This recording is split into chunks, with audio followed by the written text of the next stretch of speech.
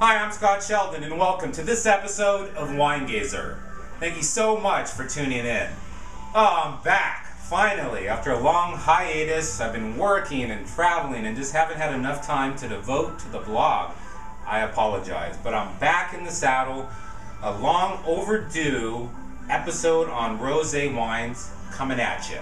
So, this is a category right now that you should be really getting into if you haven't already.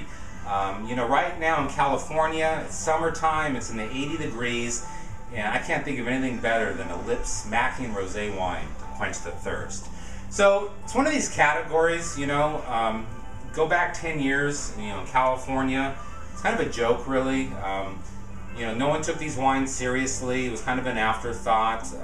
Just kind of the joke of the wine world. Fast forward to present day, and now, in Los Angeles, you're seeing these wines in reputable wine shops. You're seeing them on wine lists of, all these extraordinary restaurants. The big sommeliers are saying, these are weapons you should have in your wine and food pairing arsenal because they're so versatile. And so I'm personally glad to see it, that, our views have been changing. And I was just in Wally's wine shop, over in West Los Angeles a few weeks ago. And two of the most sought after wines right now both happen to be rosé wines, which I thought was pretty cool. So I decided let's feature them both on the show. I wanted to do an episode on rosé wines anyhow, and let's just see what the hype's all about on these two wines. So, let's start things off with a 2012 Chateau Miraval joint venture from Mark Perrin of the Perrin family. You might know them from Chateau Castle, joining up with Brad Pitt and Angelina Jolie, also known as Brangelina. This wine rolls in at $24 US. It is a blend of Grenache, Syrah, Cinsault, and Roll.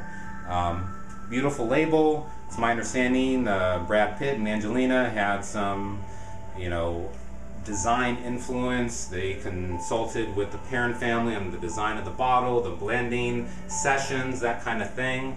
So, a little factoid for you about how that whole thing went down.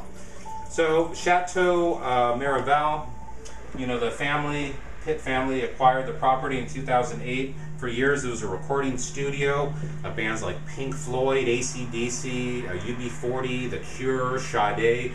All made albums there. In fact, Pink Floyd recorded parts of the iconic album The Wall at that studio. In fact, it's my understanding that Brad Pitt actually wanted to call the wine Pink Floyd, but I guess the name didn't stick.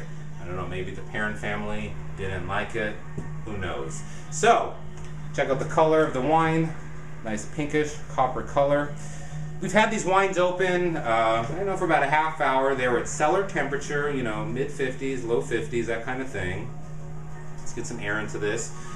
This region, though, Provence, great wine destination region. If you haven't been to that part of the world, it is a great alternative to going to the more stuffy places like Bordeaux and Burgundy. People not always associate Provence with great wines. They think about, the great shellfish and seafood being in close proximity to the Mediterranean Sea. In fact, it's the most southern winemaking region in France. I mean, if you go any further, you're going to hit the French Riviera and be out in the ocean, be out in the Mediterranean Sea down there.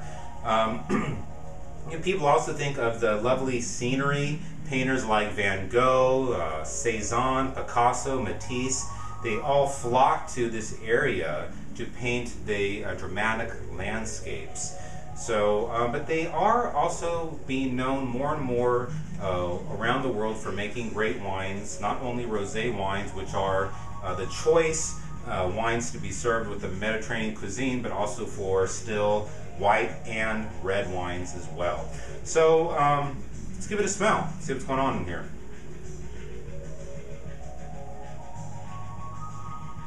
So nice minerality coming through. You also have some nice like dried apricot flavors. There's some red fruit components as well. Picking up some cherries and raspberries, that kind of thing. Pretty nice on the nose.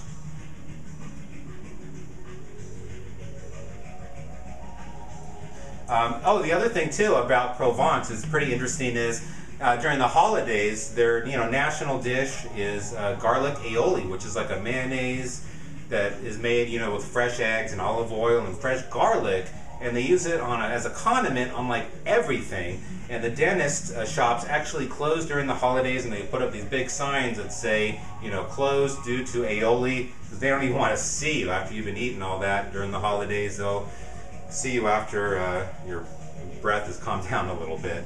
Let's give it another smell. Very nice, this classic aromas that you would find in a rosé wine. That got the minerality, got those stone fruit, red fruit flavors. Very nice.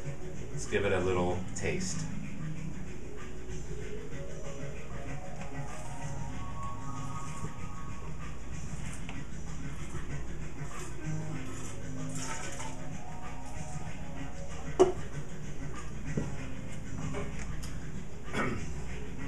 Pretty good acidity, pretty nice, light-bodied mouthfeel. Got some good fruit flavors, red fruit flavors.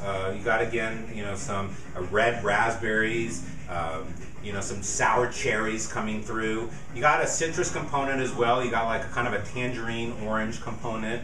It's pretty nice. Let's give it another taste.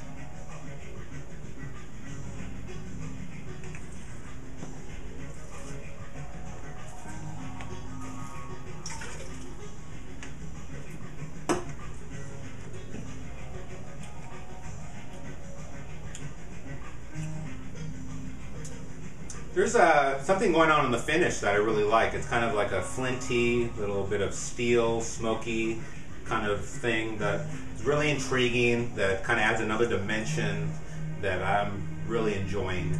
Wine Spectator went 90 out of 100 on this wine. I'm going to go 3 out of 5 stars. Great start to the show. Nice effort by Chateau Miraval. They're going to have a white wine coming out towards the end of the summer, and a couple reds, I understand, in 2014. So look for that. Let's move things around. So now we're going to go to Napa Valley, 2012. Robert Sinsky, Vin Gris of Pinot Noir, coming from the Carneros region, rolls in at $28 US, 13.1% alcohol. So again, all the fruit, Pinot Noir, coming from Carneros. Nice, tall, slender bottle, kind of a Riesling bottle, and you can probably see a little bit of the effervescence, little small bubbles coming up on this wine. Pretty nice. Let's give it a pour. I must admit, I have never had any wines by Robert Sinsky. I've seen them around in the shops. I know that this wine they've been making for a couple decades. It is a popular blend that, limited production and is sought after. Nice copper color, not as much pink coming through as the first wine, and I can see small little effervescent bubbles roaming around. Don't know if you can, but looks nice. All right, let's give it a smell. Wow, that's just an explosion of fruit going on in this wine. You got some grapefruit and orange. You got like fresh peaches, a lovely strawberry component, like really ripe strawberries. I'm sorry, I'm just like a little blown away by the fruitiness of this wine. Wow, it's just so fresh and fruity. It's just lovely. There's a real nice basil component that's playing really well with the fruit. I mean, I love the whole basil strawberry thing. I think that's a great ice cream. If you ever want to make a strawberry ice cream, put a little basil in it. Good stuff right there. Very nice on the nose. Let's give it another smell. There's a good earthiness about this wine too, kind of a topsoil, mushroomy kind of thing going on that I like. It's not barnyardy, but just a little bit in the background, a little bit of dirtiness to it. I like it. Let's give it a taste.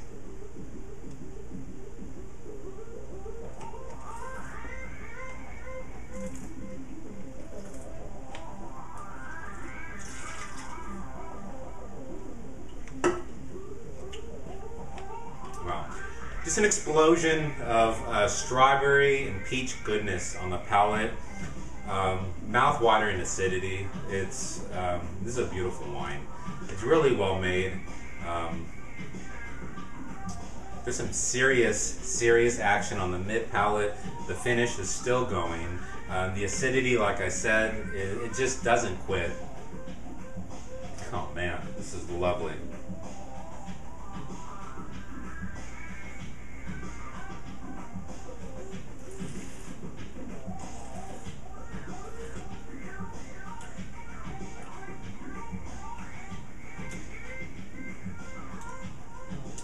This wine's got some grit too. It's got some tannins to it. I mean, you could definitely lay this wine down for a while as well. And you know what I like about the finish on this wine is as you kind of start getting towards, you know, the end of the finish, these stone fruit flavors kind of start to dissipate, and you're left with this really like beautiful candy-esque raspberry goodness that reminds me of the way a really nice Pinot Noir red wine from California sometimes finishes, and that is just gorgeous. I don't know what the critics say about this wine, but I think it's dynamite, and I'm going 3.5 out of 5 stars. I think it's definitely a wine not to be missed, and I think food pairing wise, you could even go towards the red meat spectrum, maybe like a steak salad or some steak tacos. I don't know, steak salad, a burger, you know, that kind of thing. Some kebabs. I think it would be a home run, definitely. And I think the sommeliers, you know, they're right on the money in terms of food pairing. These wines, both of them, you could put them up against Mexican food, Asian food, Thai food, Indian food, you know, spicy food, foods with lots of vegetables and herbs. And they would definitely hold their own. So definitely, you know, something to keep in mind when you're planning on, you know, pairing wines with foods. Very versatile wines right here. So I'd like to hear from you. You know, you drinking any rosé this summer? Tell me about it. Scroll down. Comment below. Tell me what you're eating with it as well. So thank you so much for tuning in. I really appreciate it. I'm sorry about the hiatus. Definitely looking to get some more content on a weekly basis, and hope I compelled you to maybe try one of these rosé wines this summer. So thanks for tuning in. Till next time, cheers.